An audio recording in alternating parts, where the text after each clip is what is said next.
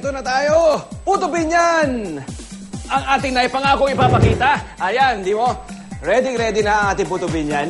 At syempre, sa mga nagtatanong kung paano nga ba ginagawa ang Puto Binyan, simple lamang ang ating ingredients. Meron lang tayong basic na brown sugar, meron tayo dyan baking powder. Syempre, meron tayong bigas, di ba? Puting bigas lamang yan. At syempre, meron din tayong mantikilya at gatas. Pagkahalo-haluin niya para makagabuo tayo ng isang galapong. Ito yung itsura ng galapong na yan. At nag-set na siya, nag-rise na siya, oh.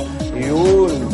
Tapos niyan, ito syempre, ang ating malalaking steamer dito, industrial size, para mag-cater sa buong Pilipinas, ay nakahanda na.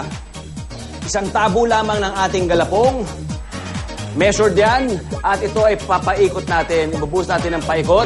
Oh, huwag kang mag-alala, kuya. Ayan, kaya ko yan. Oh, tama yung tinuro mo sa akin. Yun.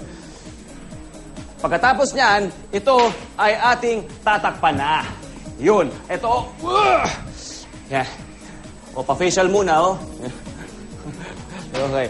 Tapos yan, 10 hanggang 15 minuto itong papa-steam.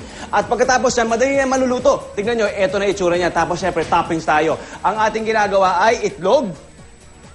Yan. At meron din tayong keso. At ito ang aking paborito. Yun. Bubuhusan lang naman natin, papaliguan lang naman natin ng condensed milk. Ayan, oh. Pangarap ko to, eh. Di ba? Makakain ng sandamukan na condensed milk sa umaga ng bata. Yun. Pagkatapos niyan, yun. Hayaan natin na ma-steam. Pagkatapos niyan, sige bro, tuloy mo lang yan, ha? Tuloy mo lang ating ginagawa dyan, ha? Tayo ngayon ay maghahango na ng ating lutong Puto Binyan! Bukas na bukas ang force natin dito, ha?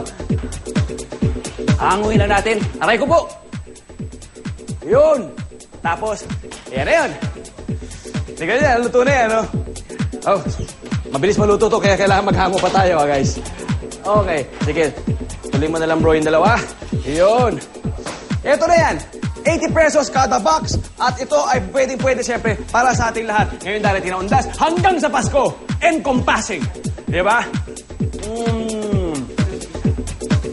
Unang balita muna. Back to studio.